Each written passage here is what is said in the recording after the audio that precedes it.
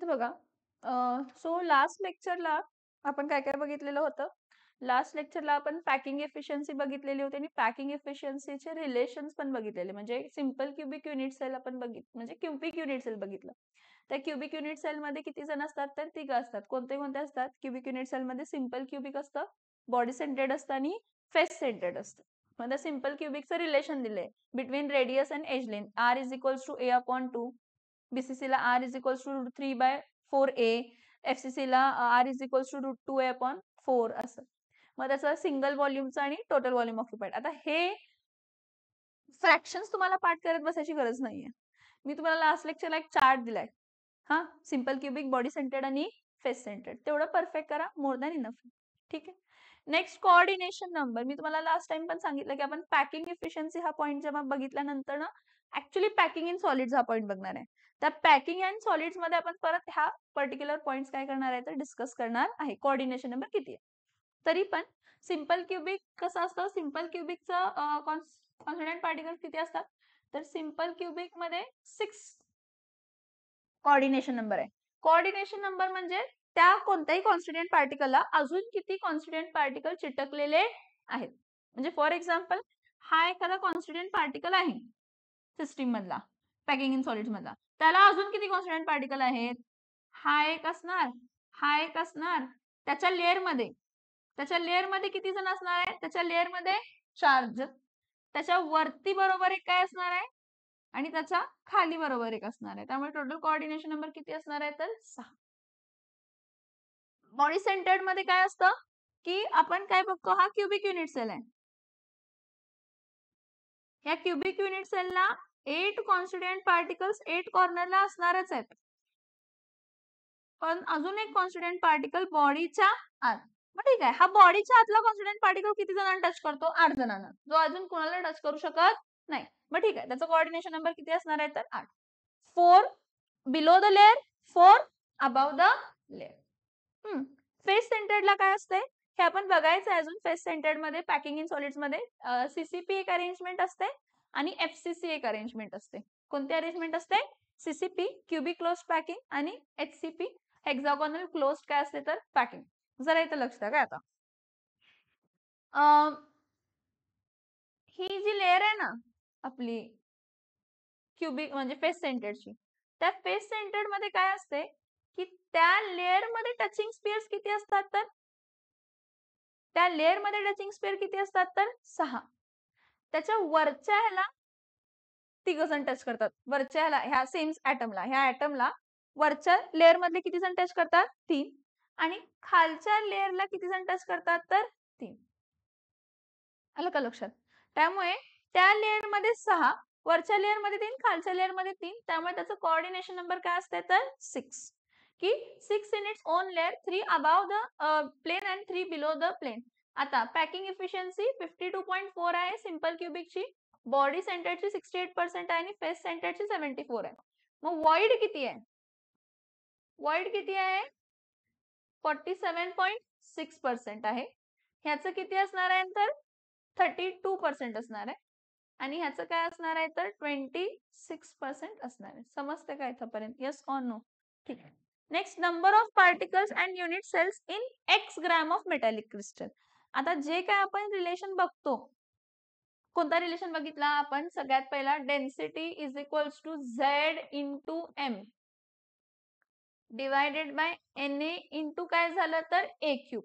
हे काय झालं? M हा मोलार मास होता. M हा काय होता? N हा काय होता? मोलार मास होता. म्हणजे एवढ्या मोलार मासची डेन्सिटी किती असणार आहे? म्हणजे 1 मोलची डेन्सिटी किती असणार आहे? ह्या लॉजिकनं आपण त्याची डेन्सिटी असू दे किंवा Z म्हणजे काय असते? Z इज इक्वल्स टू 1 असते सिंपल क्युबिक साठी, Z इज इक्वल्स टू 2 असते बॉडी सेंटर्ड क्युबिक साठी, Z इज इक्वल्स टू 4 असते फेस सेंटर्ड क्युबिक साठी. आलं का लक्षात मी काय सांगते? Yes or no? हा. तर हे Z म्हणजे एवढं, M म्हणजे मोलार मास. तर मला x ग्रॅम ऑफ क्रिस्टल दिलाय. काय दिलाय? हा, मग त्यासाठी जर मला डेन्सिटी फाइंड करायची असेल तर कसं करणार? x ग्रॅम ऑफ क्रिस्टल साठी डेन्सिटी कशी फाइंड करणार? किंवा x ग्रॅम ऑफ मेटल मध्ये नंबर ऑफ एटम्स किती असतील, किंवा x ग्रॅम ऑफ पार्टिकल्स मध्ये काय म्हणतो आपण त्याला, युनिट सेल्स किती असतील, ह्या सगळ्याचा रिलेशन आपण एका पर्टिक्युलरली काय म्हणतो रिलेशन बघतो. नॉर्मली मला सांगा डेन्सिटीचा फॉर्म्युला काय असतो?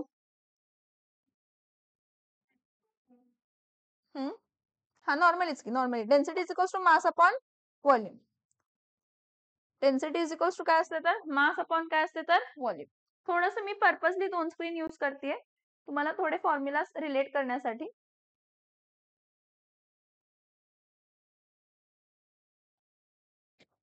ठीक. So normally density of unit cell is equals to mass of unit cell divided by what? Mass of unit cell divided by molar mass of काय असणार आहे तर unit cell. So density of unit cell is equals to mass of unit cell divided by molar mass of unit cell. Sorry. Volume. Sorry. Extremely sorry. Mass of unit cell divided by काय असणार आहे तर volume of काय असणार आहे तर unit cell.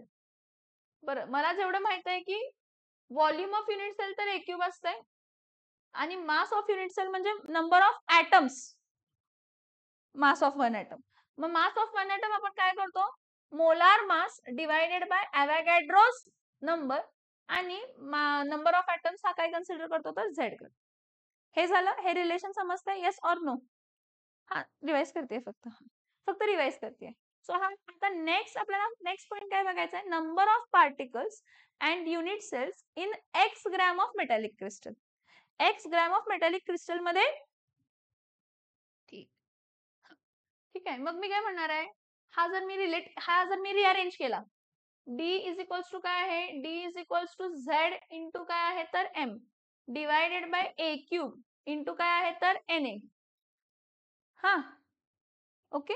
मग मी काय म्हणणार आहे ॲव्होगॅड्रो नंबर्स ऑफ पार्टिकल किंवा एक्स मोलार मास जेव्हा असते हा molar mass is equals to काय असणार आहे molar mass is equals to हे इथं शिफ्ट करा काय येणार आहे density into A cube into N A upon काय येणार आहे तर झेड.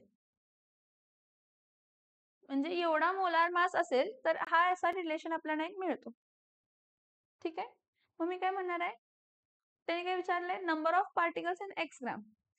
मोलार मास मध्ये हा फॉर्म्युला आहे काय density into A cube into N A upon काय आहे तर झेड इंटू झेड. तर एक्स ग्रॅम मध्ये किती काय असणार आहेत तर काहीतरी राहिले का काहीतरी चुकतंय असं मला वाटतंय. कसं म्हणता मग फाईन. आता जेवढं आपण बघितलंय त्याप्रमाणे मी काय सांगितलं तुम्हाला डेन्सिटी इज इक्वल्स टू काय असते तर Z number of particles per unit cell into molar mass of the particle divided by काय होतं तर volume A cube into Avogadro's number of particle हा रिलेशन होता. ह्याला आपण in terms of molar mass convert करूया. कोणाच्या टर्म मध्ये कन्वर्ट करूया कारण मला मोलार मासच्या टर्म मध्ये माहित आहे की किती मोलार मास मध्ये किती कॉन्स्टंट पार्टिकल असणार आहेत असं आपण रिलेट करायचं आहे. तर इथं काय येणार आहे एम इज इक्वल्स टू काय येणार आहे तर density into A cube into काय येणार आहे तर एन ए डिवायडेड बाय काय येणार आहे तर झेड डिवायडेड बाय काय येणार आहे झेड. आता बघा इथं बघा मी काय म्हणते की मला माहित आहे की 1 मोल किती 1 मोल ऑफ कोणताही सबस्टन्स असू दे रणवीर 1 मोल ऑफ कोणताही सबस्टन्स असू दे त्यामध्ये किती कॉन्स्टंट पार्टिकल असतात Avogadro number of particle that is 6.022 into 10⁻23 particles असतात. हा त्याचा मास इक्वल्स टू काय असतो तर मोलार मास. त्याचा मास इज इक्वल्स टू काय असतो तर मोलार मास. ठीक आहे ओके. मग मला फाइंड करायचं आहे की एक्स ग्रॅम ऑफ सबस्टन्स मध्ये एक्स ग्रॅम ऑफ सबस्टन्स मध्ये नंबर ऑफ पार्टिकल्स किती असणार मला हे फाइंड करायचं. Number of particles in x gram मी ह्याला रिलेट करणार. कसं रिलेट करणार आहे क्रॉस मल्टिप्लाय करणार. क्रॉस मल्टिप्लाय एक्स इंटू काय करणार आहे तर N A is equals to M into काय करणार तर नंबर ऑफ पार्टिकल्स. आलं लक्षात? Yes or no? मग number of particles is equals to काय येणार आहे? X into Na divided by m is equals to number of काय येणार आहे? Particles in what gram? In what gram? X gram. ठीक आहे. आता परत मोलार मासचं रिलेशन काय आहे सांगा? इथं मोलार मासचं relation in terms of density वगैरे काय आहे सांगा? X into Na divided by what? D into a cube into Na divided by Z. म्हणजे Z वरती येणार. म्हणजे हा Na आणि Na काय झाला तर cancel. That is number of what? Yes, that is number of particles. So X into Z. Number of particles in X gram. Number of particles in X gram. So number of particles in X gram is X into Z divided by D into A cube. आता काय तुम्हाला हे सगळं derive करा म्हणून नाही सांगत, पण मला थोडंसं सांगायचं होतं तुम्हाला हे आलं कसं फॉर्म्युला, म्हणून मी तुम्हाला हे सगळं एक्सप्लेन केलेलं आहे की 1 मोल ऑफ सबस्टन्स मध्ये ॲव्होगॅड्रोस नंबर ऑफ पार्टिकल असतात ना, त्यांचा मोलार मास असतो. त्यांचा जो काय मास असतो तो काय असतो? Molar mass. तर एक्स ग्रॅम ऑफ सबस्टन्स मध्ये किती नंबर ऑफ पार्टिकल असणार आहेत? क्रॉस मल्टिप्लाय केला, X into N is equals to M into number of particles. So X into N divided by M, that is number of particles. Number of particles. So मी काय केलं की ठीक आहे, number of particles in x gram किती असणार आहे? तर X into N A divided by M. फक्त एम च्या इथं काय पुट केलं? वरची व्हॅल्यू. एम च्या इथं काय पुट केलं? वरची व्हॅल्यू. हे झालं नंबर ऑफ पार्टिकल्स. हा जो फॉर्म्युला झाला नंबर ऑफ पार्टिकल्स इन काय झाला तर एक्स ग्रॅम. मला अजून काय फाइंड करायचं आहे? Number of particles in a unit cell. Number of particles in काय करायचं आहे? नंबर ऑफ पार्टिकल्स कशामध्ये फाइंड करायचे आहेत तर युनिट सेल मध्ये. आता इथं बघा काय number of particles in unit cell आपण कसं फाइंड करतो. एक सिंपल लॉजिक आहे की number of particles in x gram. किती आला number of particles in x gram? X into Z. Z म्हणजे number of atoms per unit cell. Z म्हणजे पर युनिट सेल. समजते ना? Yes or no? रणवीर समजते का? इंटू डेन्सिटी इंटू काय येणार आहे तर ए क्यूब. पुढचं काय फाइंड करायचं आहे? Number of unit cells in what? X gram.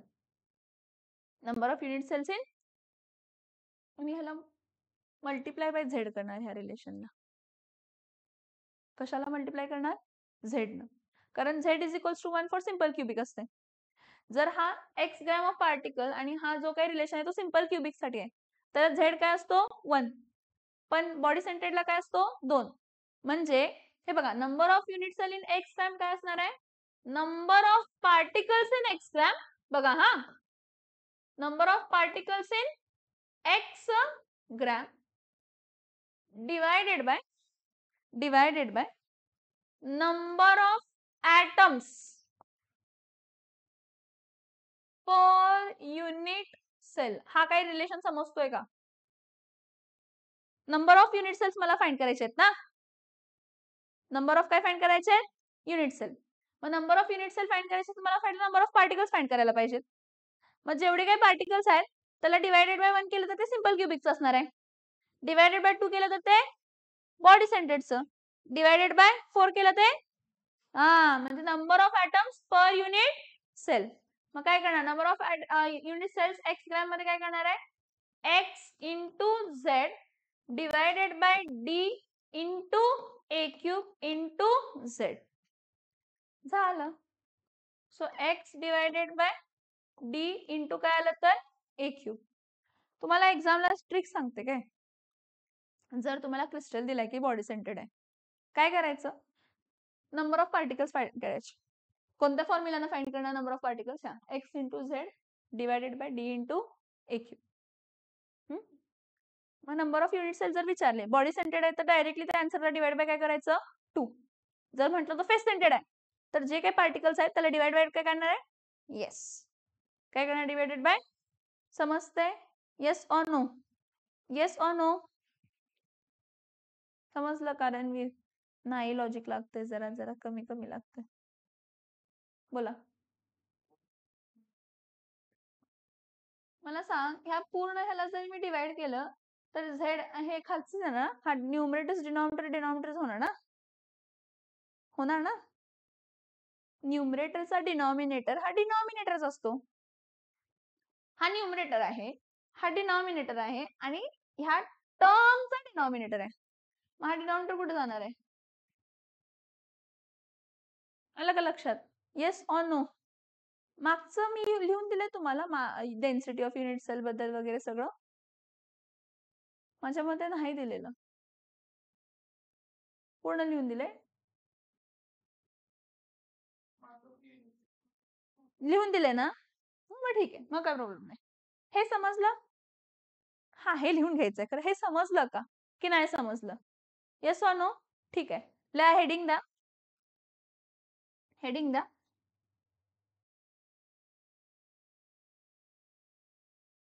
In one-dimensional close packing, there is just one way of arranging the spheres.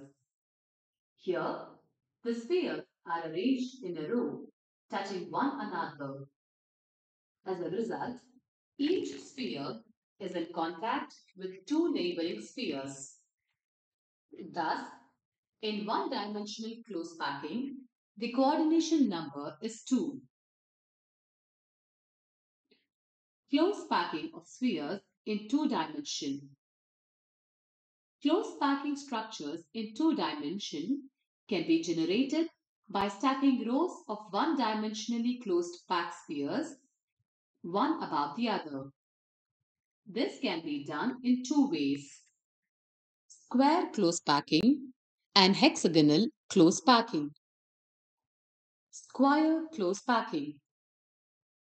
In this type of packing, the second row of spheres is placed in contact with first row in such a way that the spheres of the second row are placed exactly above the spheres of first row.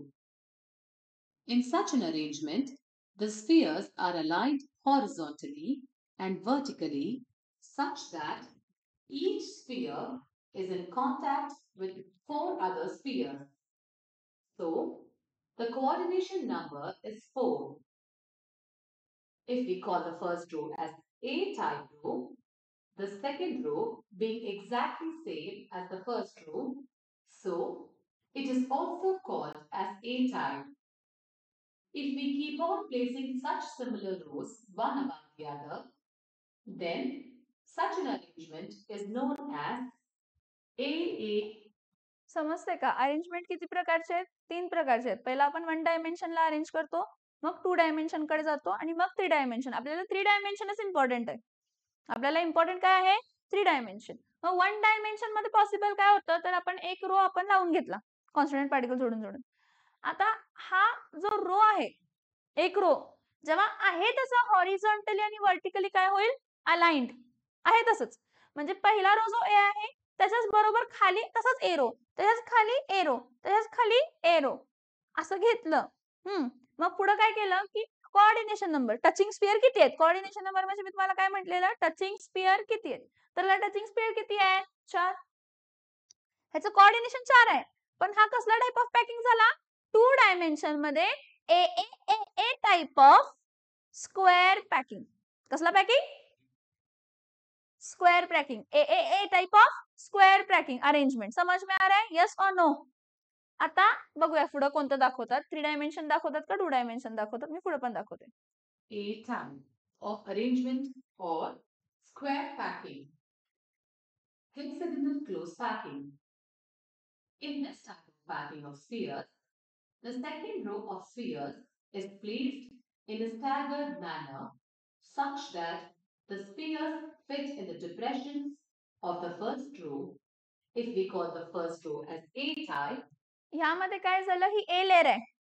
Air लेयरचे जे depressions होते, जे खड्डे होते, air लेयरचे जे खड्डे, air लेयरच्या खड्ड्यामध्ये काय झाली तर बी लेयर झाली.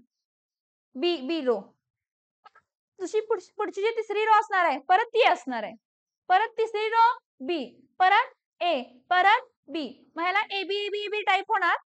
आणि टचिंग स्पियर घेतला म्हणजे मधला कोणता तरी स्पियर घेतला त्याला आणि किती टचिंग स्पियर असणार आहेत तर आणि 6 असणार आहेत. म्हणून त्यांना हेक्सागोनल पॅकिंग. पण 2 डायमेन्शन मध्ये. हा हेक्सागोनल पॅकिंग कशामध्ये झाला? कारण आपण 3 डायमेन्शन मध्येही बघतो हेक्सागोनल पॅकिंग, तो पण क्लोज्ड पॅकिंग असतो तो. Then, as the second row is different from the first row, it can be called as B-type. Now, if we place a third row above the second row in the similar manner, we will observe that the third row spheres are aligned with those of first layer, and each sphere is in contact with 6 other spheres. So, the coordination number is 6. Similarly, on placing the fourth layer, we will observe that the fourth row of spheres are aligned with those of second layer. Hence, this type of arrangement is known as ABAB type of arrangement. 2 dimension मध्ये. Hexagonal close packing. If we compare square close packing with hexagonal close packing, we will observe that empty spaces are less in hexagonal close packing than compared to square close packing. Now, what are these empty spaces and what role do they play in packing efficiency? The empty spaces in between the spheres are known as voids. These voids are responsible for decrease in packing efficiency of the solid crystal. More the number of voids, less is the packing efficiency of the crystal. Now, you must be wondering what is meant by packing efficiency. We have discussed about this in later part of the section. Now let us study about close packing in 3 dimensions. 3-dimensional close packing from 2-dimensional square close packed layers. This type of packing is obtained by placing 2-dimensional square closed packed layer above the first one, such that the spheres of the second layer are exactly above the spheres of the first layer. In this arrangement, the spheres of both the layers are perfectly aligned horizontally and vertically. On arranging layers one after the other in this pattern, we will observe that each sphere is in contact with 6 other spheres. 4 from the same layer, 1 from the layer above, and 1 from the layer below that sphere. So, the coordination number is 6. If we call the first layer as A-type, and since all the layers are also of the same type, this kind of arrangement is known as AAA type of arrangement. On observing carefully, we will find that this arrangement has generated a simple cubic lattice, and its unit cell is primitive cubic unit cell. Dimensional close packing from 2-dimensional hexagonal closed pack layers.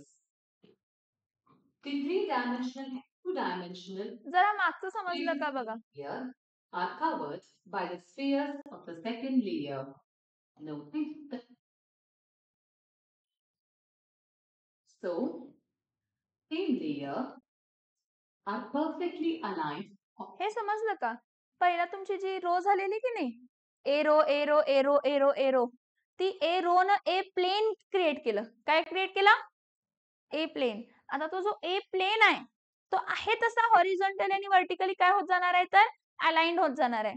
मग तो horizontal आणि vertically align झाला तर त्याला आपण काय म्हणणार आहे? A A A A type of कसला पॅकिंग? क्लोज पॅक हे क्यूबिक पॅकिंग. कसला packing? Simple primitive unit cell form होतो ह्याचा. काय फॉर्म होतो? आणि ह्यामध्ये एम्प्टी स्पेस जास्त असते. काय जास्त असते? कारण सिंपल प्रिमिटिव्ह युनिट सेल आहे म्हणजे फक्त 8 कॉन्स्टिट्युएंट पार्टिकल 8 कॉर्नरला असणार आहेत, ते सोडून दुसरं कुठेही कॉन्स्टिट्युएंट पार्टिकल नाही. कोऑर्डिनेशन नंबर 6 कसं आलं समजलं का? त्या लेयर मध्ये 4, त्याच्या वरचा बरोबर 1, त्याच्या खालचा बरोबर 1. Horizontally and vertically, with 6 other spheres below that sphere. So, the coordination number is 6. If we call the first layer as A type, and since all the layers are also Aligned. of the same type, this kind of arrangement is known as AAA type of arrangement. On observing carefully, we will find that this arrangement has generated a simple cubic lattice, and its unit cell is primitive cubic unit cell. Dimensional close packing from two-dimensional hexagonal closed pack layers. The ह्याची जी packing आहे ना hexagonal close packing मध्ये, मग ती कोणती पण असू दे, काय जी तुम्ही एबी लेअर एबी घेतलेला, ए रो, मग त्याच्या डिप्रेशन्स मध्ये बी रो, मग परत ए रो, ती पूर्ण लेअर आपण ए लेअर म्हणून कन्सिडर केली. ती पूर्ण लेअर इथं. आता ह्याचे जे काही खड्डे दिसतात ना, हा, त्या खड्ड्यांमध्ये कोण प्लेस होणार आहे तर बी. म्हणजे त्याच्या खड्ड्यामध्ये जी लेअर असणार आहे ती बी. परत ए रिपीट होते का सी रिपीट होते असं फरक पडणार. मी परत तुम्हाला हे दाखवणार आहे, परत मी स्वतःही ड्रॉ करून दाखवणार आहे. कारण जेव्हा तुम्ही ए लेअर वरती बी लेअर म्हणजे डिप्रेशन मध्ये प्लेस करताय तेव्हा 2 व्हॉइड्स फॉर्म होतात. टेट्राहेड्रल व्हॉइड्स एक फॉर्म होत आणि एक काय फॉर्म होते तर ऑक्टाहेड्रल व्हॉइड्स. मग तुम्ही टेट्राहेड्रल व्हॉइड्स मुजवताय का ऑक्टाहेड्रल व्हॉइड्स मुजवताय? व्हॉइड म्हणजे एम्प्टी स्पेस जी क्रिएट झालेली आहे. मग ती जी व्हॉइड मुजवताय त्यावरती डिपेंड राहतं की तो काय असणार आहे, क्यूबिक क्लोज पॅकिंग सीसीपी का HCP, hexagonal closed packing. CCP असणार आहे का एचसीपी? समजतंय का? Conventional hexagonal closed pack structure can be obtained by placing two-dimensional hexagonal structures one layer above the other.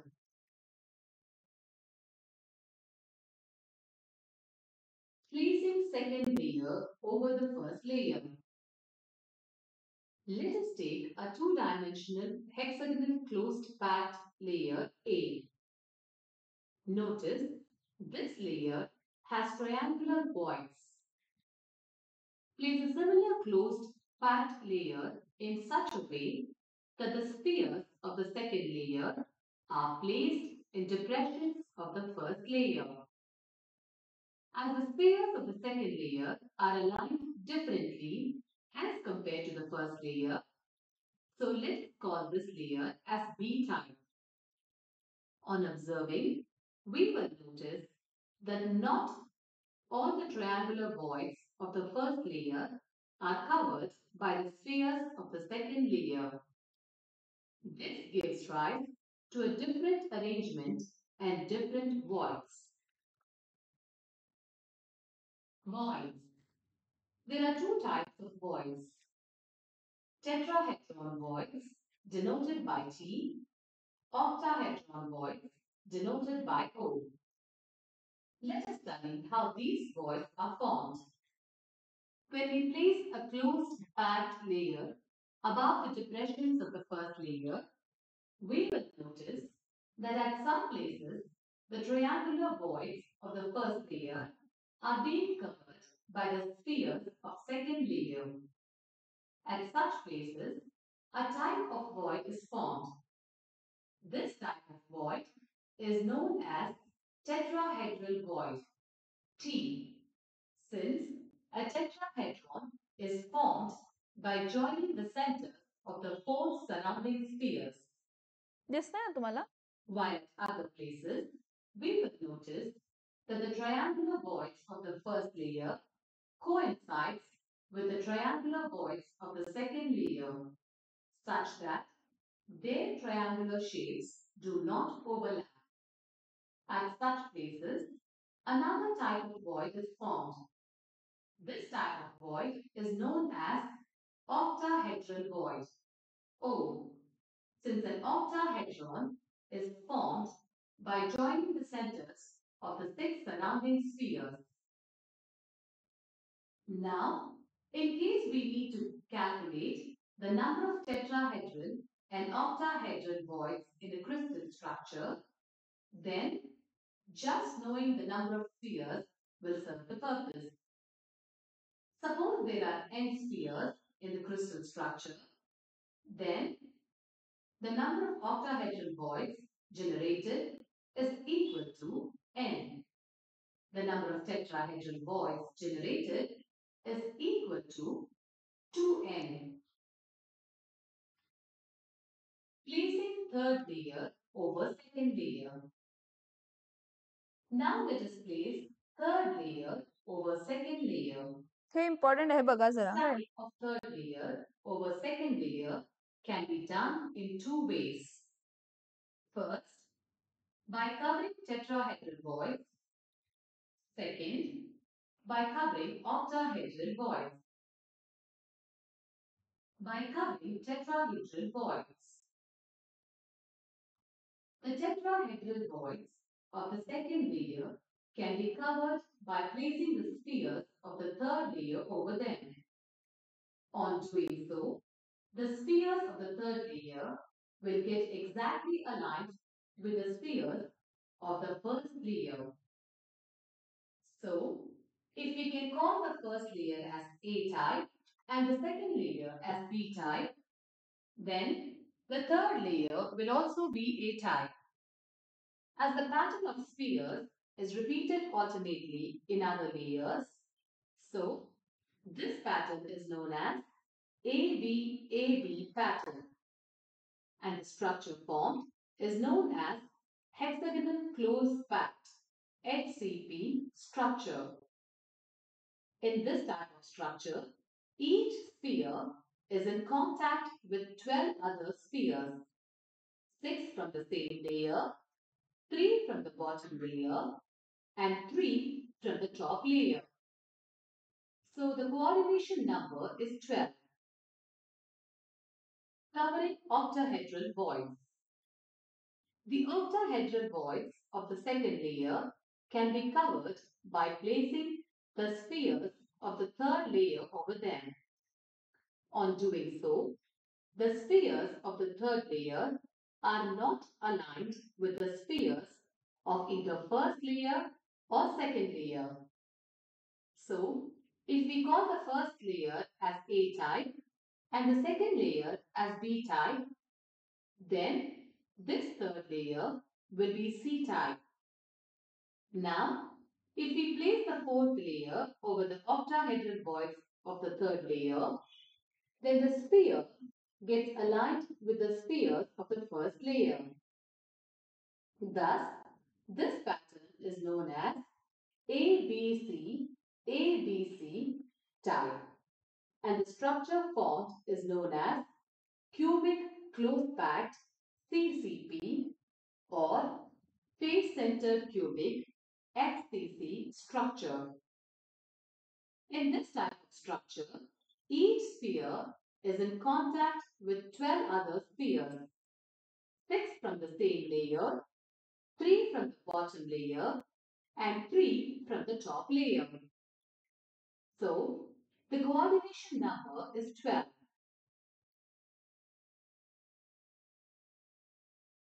समजलं हे पार्ट? Yes or no? हां, मी तुम्हाला म्हटलेलं की टेक्स्टबुक मध्ये जसं दिलंय मी तसं नाही शिकवलेलं आहे. मी तुम्हाला थोडं समजेल या वेनं शिकवलं.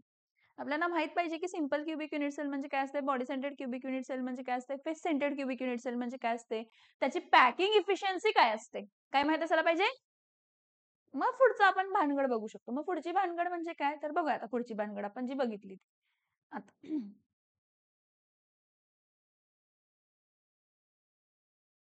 इथं बघा, packing of particles in crystal.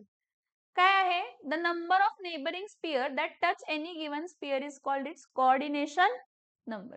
काय म्हणतो आपण त्याला, काय म्हणतो आपण त्याला, हा, एखाद्या कॉन्स्टिट्युएंटला पार्टिकलला आणि किती टचिंग आहेत, एंडचे पार्टिकल घ्यायचे नाहीत, आतले पार्टिकल्स घ्यायचे कधी पण. आता क्लोज पॅक वन डायमेन्शन मध्ये, हे बघा वन डायमेन्शन अरेंजमेंट आहे, हा वन डायमेन्शन अरेंजमेंट आहे. टू डायमेन्शन मध्ये आपल्याला दोन प्रकार दिसतात, कोणता? हा ए ए ए ए म्हणजे ए रो आहे, त्यालाच रिपीट करून ही लेअर फॉर्म झाली, जी 3 डायमेन्शनचा बेस असणार आहे. जी कोणाचा बेस असणार आहे? हा, मग ह्याला टचिंग स्पियर किती आहे? त्याला टचिंग स्पियर किती आहेत? तर 4 आहेत. किती आहेत टचिंग स्पियर? किती टचिंग स्पियर आहेत? 4. समजते का? Yes or no? ठीक आहे.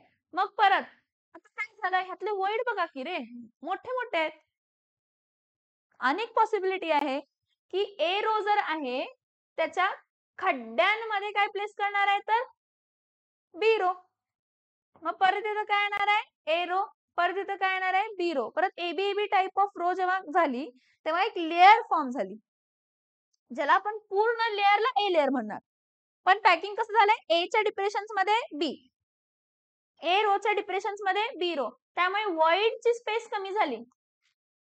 काय कमी झाली? आता जरा इथं बघा काय, मी जे सांगते ते इथं बघा, जरा सगळ्यांनी लक्ष देऊन बघायचं. आता जेव्हा मी ह्याच्यावरती दुसरी लेअर पुट करणार, हा दुसरी लेअर पुट करणार म्हणजे इथं हे तर पुट करते ह्याच्या डिप्रेशन्स मध्ये म्हटलं ना, ह्याच्या डिप्रेशन्स मध्ये, ह्याच्या डिप्रेशन्स मध्ये, ह्याच्या डिप्रेशन्स मध्ये, ह्याच्या डिप्रेशन्स मध्ये, ह्याच्या डिप्रेशन्स मध्ये. तुम्हाला हे समजलं ना तर झालंच, विषयच संपला. मग काय आपल्याला एवढं हे नाही, पण हे पॉइंटच समजत नाही खूप जणांना, कारण जरा चांगलं हे करायला लागतं. ठीक आहे, आता ह्याचे खड्डे ना, हे वरचे खड्डे झाले, हे वरचे खड्डे झाले, खालचे खड्डे, खालचे खड्डे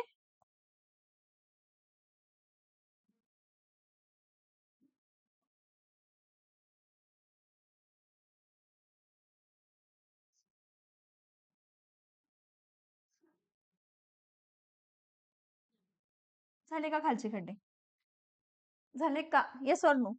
ठीक. जेव्हा ए लेअर झाली त्याच्या डिप्रेशन्स मध्ये आपण ही कसली लेअर पुट केली तर बी लेअर. तर ही जे आहे ना, हे टेट्राहेड्रल वॉइड आहे. कसला वॉइड आहे? जे खालचे 3 होते त्याच्याबरोबर जेव्हा वरचा आपण एक टाकला, वरच्या लेअरचा एक टाकला डिप्रेशन मध्ये, ती टेट्राहेड्रल वॉइड. ठीक आहे, ओके ओके, बरं बरं बरं. आता इथं बघा काय,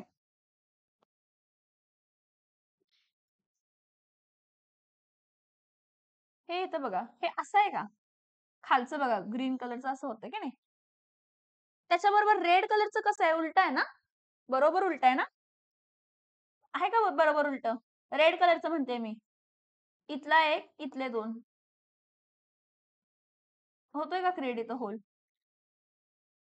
होतोय का क्रिएट? हे बघा, ही 1 2 आणि 3, हे त्या लेअरचे, त्याच्या वरच्या लेअरचे बरोबर उलटे असतात, त्याच्या वरच्या लेअरचे बरोबर उलटे असतात, म्हणजे असे इथं, इथं एक, इथं एक आणि इथं एक.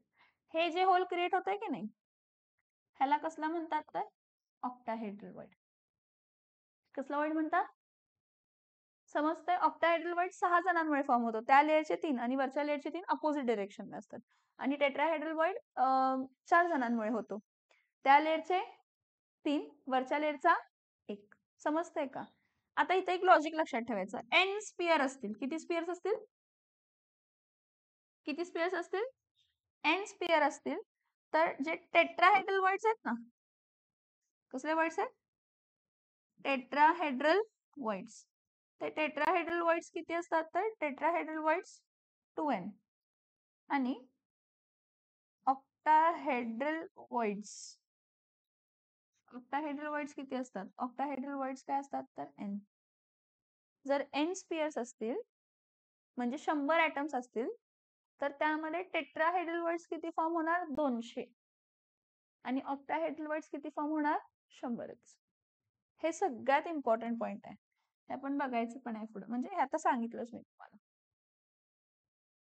येते का लक्षात? Yes or no? ठीक आहे, हे समजलं अरेंजमेंट एवढं. मग ह्याचं कोऑर्डिनेशन नंबर 4 आणि ह्याचं कोऑर्डिनेशन नंबर किती आहे तर 6 आहे. हे जे 2 डायमेन्शन्स मध्ये आपण रोज बनवले त्यावरून जी लेअर फॉर्म झाली, ती लेअर आपण 3 डायमेन्शनला बेस मटेरियल म्हणून यूज करणार आहे. मग कसलं बेस मटेरियल म्हणून यूज करणार आहे तर इथं बघा, ही ए लेअर होती, ह्या ए लेअर वरती परत आहे तशी लेअर ए लेअर, परत आहे तशी लेअर ए लेअर, परत आहे तशी लेअर ए लेअर. आणि ह्या ए जे काही लेअरनं फॉर्म झालेलं 3 डायमेन्शन स्ट्रक्चर आहे, त्याला जर मी हा एक घेतला ॲटम, हा एक ॲटम घेतला, हा एक ॲटम घेतला, हा एक ॲटम घेतला, हा एक ॲटम घेतला, हा एक ॲटम घेतला, हा एक ॲटम घेतला, हा एक ॲटम, 4 ॲटम म्हणजे नियरेस्ट टचिंग स्पियर्स घेतले, त्याचे सेंटर्स काय केले, हॉरिझॉन्टली आणि व्हर्टिकली काय केले, जॉईन. हॉरिझॉन्टली आणि व्हर्टिकली काय केले, जॉईन. तर मला जो स्मॉलेस्ट रिपीटिंग स्ट्रक्चर मिळतो तो कोण आहे, तर simple cubic unit cell, that is primitive unit cell. That is which unit cell, that is which unit cell. समझ में आ रहा है या नहीं आ रहा है, यस और नो, गेटिंग, समझ में आ रहा है नक्की, ठीक आहे. पण ह्यामध्ये एमटी बघा, सिंपल क्यूबिक आहे म्हणजे 52.4% भरलेला आहे आणि राहिलेला एमटी आहे. हा, मग दुसरे कोणते टाईप आहे, तर हे बघा, दुसरं की ए लेअर आहे. जरा इथं लक्ष द्या, ए लेअर आहे. ए लेअरच्या डिप्रेशन्स मध्ये, ए लेअर आहे, ए लेअरच्या डिप्रेशन्स मध्ये, ए लेअरच्या डिप्रेशन्स मध्ये, ए लेअरच्या डिप्रेशन्स मध्ये, येते का लक्षात, येस और नो. ए लेअरच्या कशामध्ये, हे एक झाली, इथं बघा कुठे गेलं रे, हा इथं ए लेअरच्या डिप्रेशन्स मध्ये, ए लेअरच्या डिप्रेशन्स मध्ये, ए लेअरच्या डिप्रेशन्स मध्ये, परत ए लेअरच्या डिप्रेशन्स मध्ये, ए लेअरच्या डिप्रेशन्स मध्ये, ए लेअरच्या डिप्रेशन्स मध्ये, परत डिप्रेशन पुढे असणार आहे, ठीक आहे. ते डिप्रेशन्स मध्ये जेव्हा 2 लेअर पुट केले तर मला 2 टाइप ऑफ वर्ड्स फॉर्म होतात. किती टाइप ऑफ वर्ड्स फॉर्म होतात, हे बघा, इथं बघा, इथं बघा, ही जी वर्ड आहे 1 2 3 आणि खालचा 1, ही कसली वर्ड आहे, टेट्राहेड्रल. हे बघा, हे 1 2 3 आणि खालचा एक वर्ड आहे ना, हे वालं कसला वर्ड आहे, टेट्राहेड्रल. इथं बघा, इथं बघा, हे ग्रे कलरचे 3 असे आहेत आणि त्याच्याबरोबर रेड कलरचे उलट आहेत, हे कसला वर्ड आहे, समजतंय का, येस और नो, नक्की ना, हा ठीक आहे. बरं, टेट्राहेड्रल वर्ड असा असतो, ऑक्टाहेड्रल वर्ड असा असतो. परत मी तुम्हाला काय म्हटलं की प्लेसिंग थर्ड लेअर, कसली layer, third layer. Third layer जेव्हा मी प्लेस करते तर प्लेसिंग थर्ड लेअर मध्ये एक पॉसिबिलिटी आहे की ए लेअर आहे, त्याच्या डिप्रेशन्स मध्ये बी लेअर पुट केली, पण जी तिसरी लेअर जी आहे, जर मी त्याला ऑक्टाहेड्रल वर्ड्स काय म्हणतात, कसले वर्ड्स मुजवतीये, टेट्राहेड्रल वर्ड्स काय करते, मुजवतीये, तर त्या टेट्राहेड्रल वर्ड्सला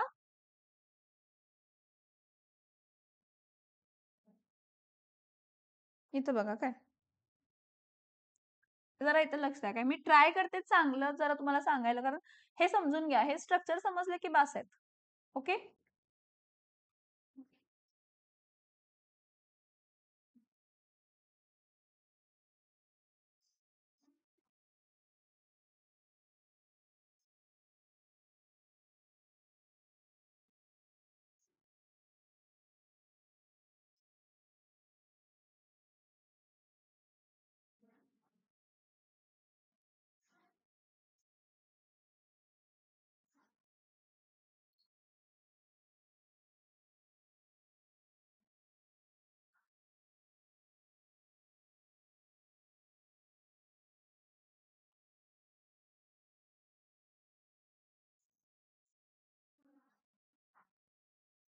ही पूर्ण ए लेअर झाली, ही पूर्ण ए लेअर झाली. ह्याचे टेट्राहेड्रल वर्ड्स म्हणजे हा असणार आहे, इथं इथं इथं. ऍक्च्युली ट्रायंग्युलर वर्ड्स 2 फॉर्म होतात, हे आणि हे, एक वरती आणि एक खाली, एक इथं करून तोंड आहे आणि खाली करून तोंड आहे, 2 ट्रायंग्युलर वर्ड्स आहेत. आपण काय बघतोय, टेट्राहेड्रल वर्ड्स आहेत, हेचा पॉइंट मुद्दामून टाकते, ठीक आहे. परत आहे,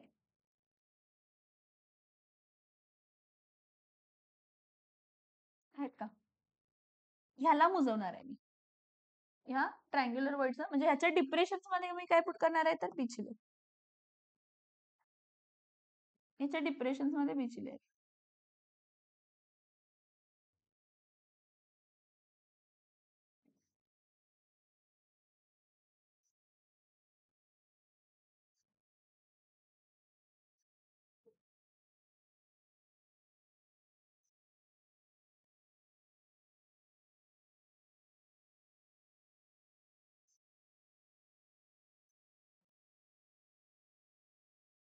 हे एवढं समजलं की नाही समजलं?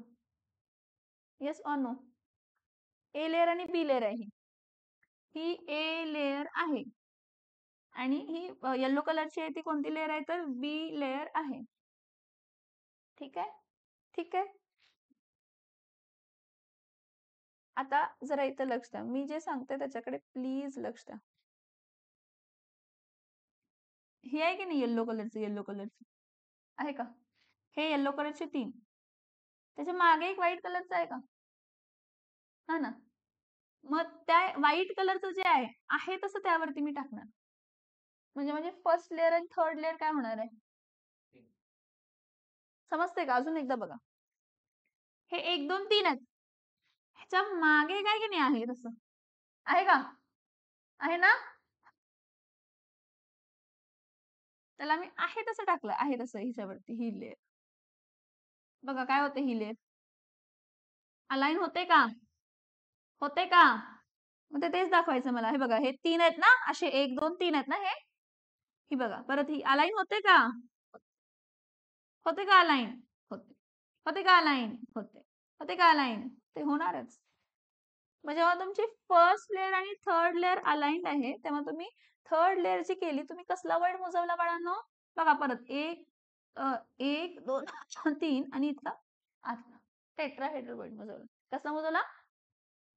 मग ती कसलं पॅकिंग झालं तर A B type of hexagonal closed packing. कसला पॅकिंग? कसला पॅकिंग? Hexagonal closed packing. कसला पॅकिंग? Hexagonal closed packing. ठीक है, ठीक है, ठीक है, फाइन. अभी पीछे जाएंगे. हाँ, किती मागे जाते बघूया. हे नाही कमी मागे जाते. नाही होत. ठीक आहे, फाइन. परत बघा.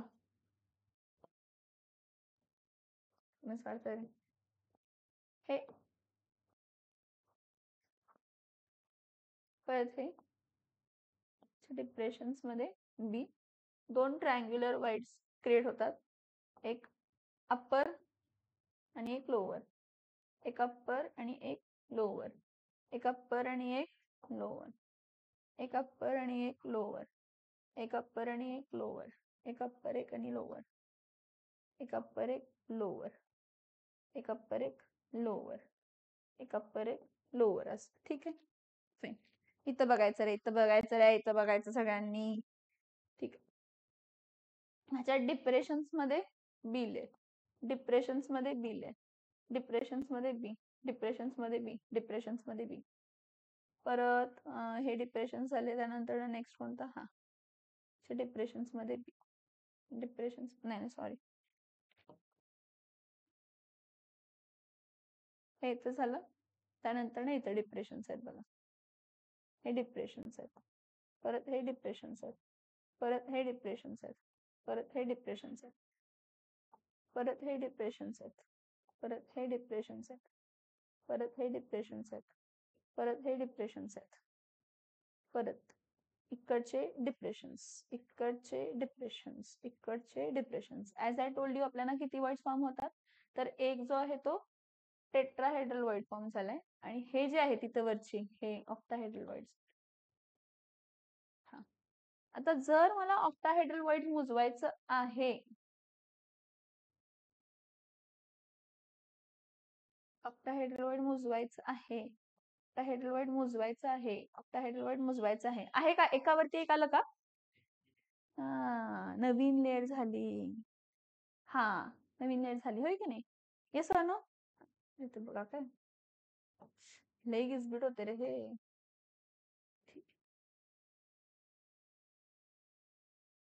आता परत जी ए लेअर टाकणार ही बरोबर हे बघा ह्याच्यावरती टाकणार. 1 2 3 दिसत आहेत का? 1 2 3 आणि हे खालचं ह्याच्यावरती बरोबर एक राहू दे. थोडं आयडिया आली ना, समजलं ना? हा, काय प्रॉब्लेम येणार का ह्यामध्ये? ठीक आहे, जरा हे करा, रीड करा सगळे पॉइंट. सगळे पॉइंट रीड करा आणि लिहून काढायचे ना तुम्ही तुमचं ते पॉइंट्स. पॅकिंग इन सॉलिड हा पूर्ण